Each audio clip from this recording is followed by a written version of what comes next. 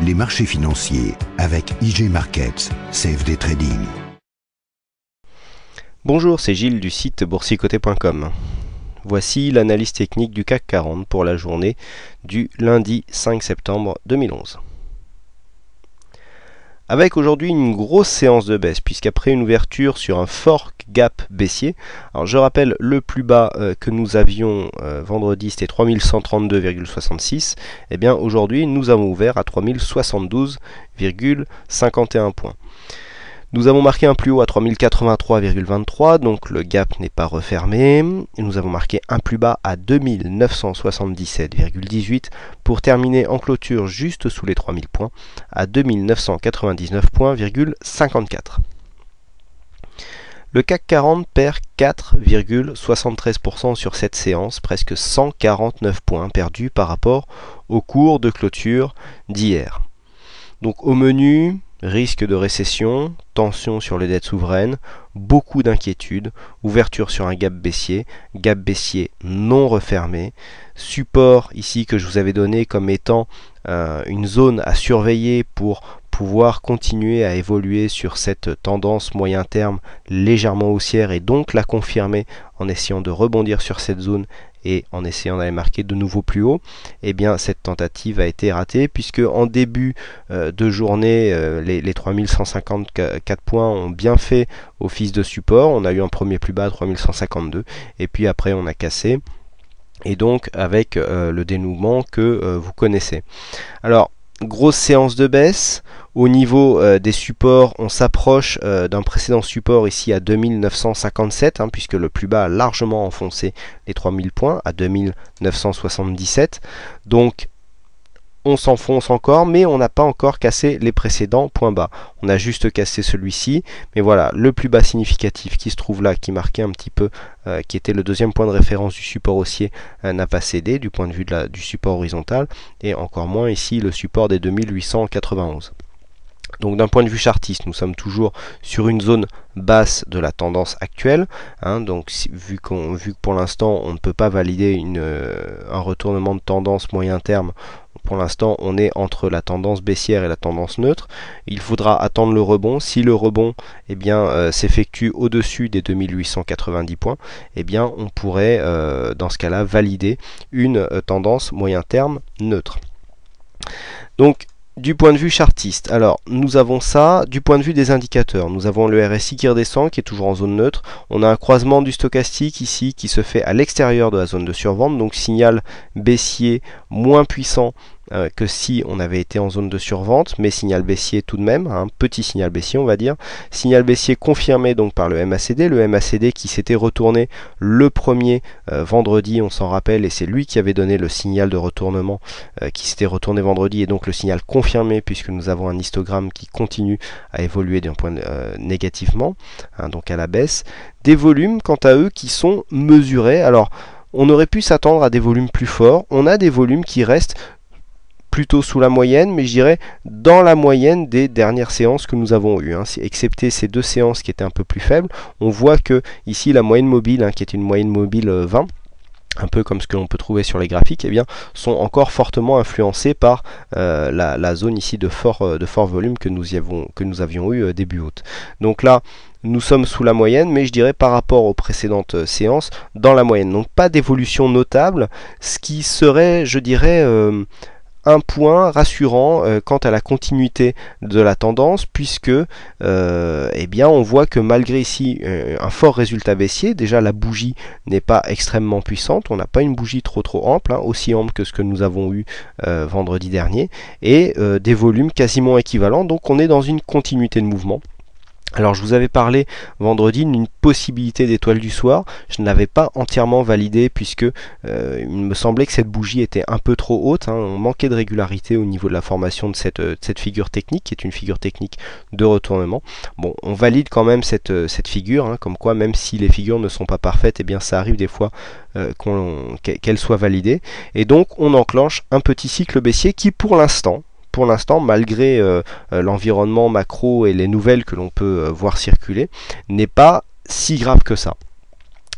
Tant qu'on est au-dessus du support ici de 2958, puisqu'on est à 2957,80, je dirais que le principal est préservé. La zone à ne pas casser pour ne pas confirmer ici le début de cycle baissier qui a été initié par ce fort mouvement, c'est la zone des 2891. Tant que nous sommes au-dessus, on peut se placer dans une tendance moyen terme légèrement baissière, voire neutre, puisque l'on a une stabilisation depuis justement ce mouvement que nous avons eu.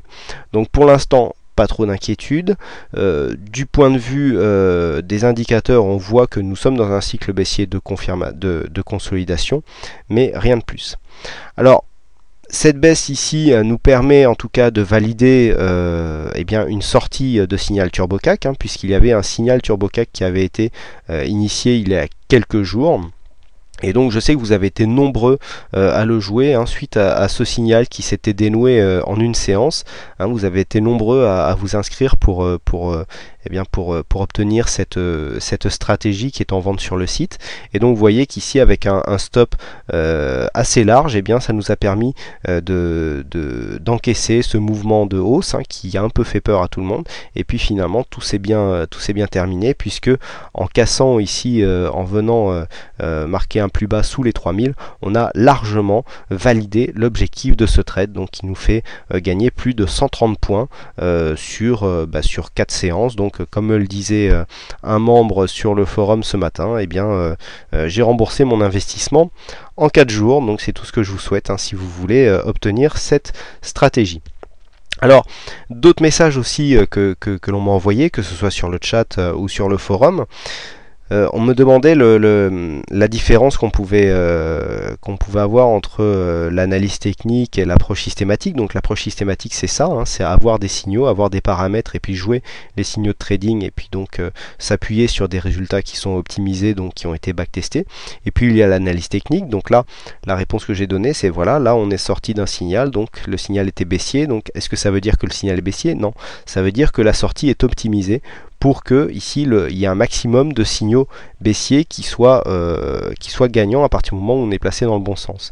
Mais ça ne nous dit rien sur la suite du mouvement. Donc ici on ne peut pas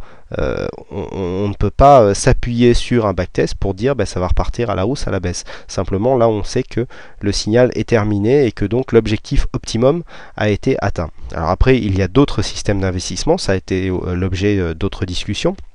Donc actuellement vous avez vu notamment par rapport à un message qu'on m'a envoyé ce week-end sur le portefeuille du site, le portefeuille est liquide, tout simplement. Pourquoi? Parce que je n'ai pas eu de signaux d'achat quand on a commencé à enclencher la hausse ici. Eh bien je n'avais aucun signal d'achat, donc je ne suis pas rentré, et aujourd'hui j'étais bien satisfait puisque on a enclenché une forte baisse. Alors il y a d'autres manières d'appréhender les marchés, notamment dont je parle depuis maintenant quelques temps. Là voilà, nous avons le CAC 40, ici là nous avons le DAX par exemple, et ici nous avons le Dow Jones. Ça c'est pour vous montrer la différence que l'on peut avoir entre deux indices. À savoir que si vous regardez bien la différence, là on a une valeur de base au 1er juillet, et bien c'est l'écart qu'il peut y avoir entre le Dow Jones et donc le DAX. On parle là en pourcentage. Et donc si vous regardez même par rapport aux variations de change par rapport aux devises, puisque nous ne sommes pas dans les mêmes devises sur ces deux indices, et bien on voit bien que il y a des progressions qui sont décorrélées. J'en ai légèrement parlé, j'en ai un peu parlé sur le chat tout à l'heure. Et donc ça c'est des choses, c'est des stratégies donc que l'on peut jouer via de l'arbitrage, notamment. Eh bien on peut tout simplement acheter du Dow Jones et vendre du DAX ou du CAC 40 comme je l'ai déjà fait, pour permettre justement de jouer sur ce différentiel. Donc ça c'est de l'arbitrage pur. C'est une technique qui peut être utilisée, qui demande quelques règles de calcul, puisqu'on a à gérer le taux de change et aussi la variation, la différence de pourcentage qui peut y avoir entre les deux indices, et notamment par rapport au nombre de points. Donc on se lance pas comme ça par hasard, mais voilà, ça c'est le genre de stratégie que l'on peut jouer quand il n'y a rien à faire, et en plus ça correspond à une possibilité d'investissement, je dirais plus moyen terme, puisque là on joue sur un mouvement par exemple qui date depuis le 1er juillet, donc on peut très bien avoir des positions antagonistes sur deux supports différents et jouer justement le delta qui existe. Vous voyez que si on a acheté ici du Dow Jones et que l'on a revendu du DAX Forex pour cet exemple, eh bien à condition bien sûr que le différentiel de monnaie soit ne vienne pas manger tous les bénéfices, et là je peux vous dire que sur ce différentiel ce n'est pas du tout le cas, eh bien il y a de quoi ici jouer une bonne possibilité, et vous voyez que l'écart se creuse que l'on soit à la hausse ou à la baisse. Donc là on n'est plus du tout soumis à l'aspect directionnel du marché. Donc voilà, ça c'est des petits exemples de stratégies un peu plus évoluées que l'on peut, qui nous permettent d'appréhender le marché en ces moments difficiles. Donc au niveau du portefeuille, eh bien, je peux vous le faire voir aussi. Il y a actuellement, non, ça c'est pas celui-là. Voilà, il y a actuellement, par exemple, un signal d'achat sur les valeurs. Donc pour l'instant, eh bien, on verra s'il y a des valeurs qui sont éligibles, mais il y a beaucoup voilà, de systèmes, de manières de jouer un petit peu les mouvements, et donc il faut essayer de mettre tout ça ensemble pour avoir une approche globale qui permette d'obtenir des plus-values, mais d'une manière, je dirais, calculée et progressive. Voilà donc ce que l'on peut dire sur sur cette analyse technique. Il ne me reste plus qu'à vous souhaiter à toutes et à tous une bonne soirée, bonne chance dans votre trade. Soyez attentifs à la vidéo Forex du jour, car il y a des éléments qui pourraient corroborer le signal d'achat du portefeuille action, puisque l'on a des phases de retournement qui sont visibles sur notamment l'or et le pétrole, qui pourrait déboucher sur un retournement des marchés et un retour à la hausse des indices. J'ai bien dit pourrait. Voilà, bonsoir à tous, bonne chance dans votre trade. Les marchés financiers avec IG Markets, CFD Trading.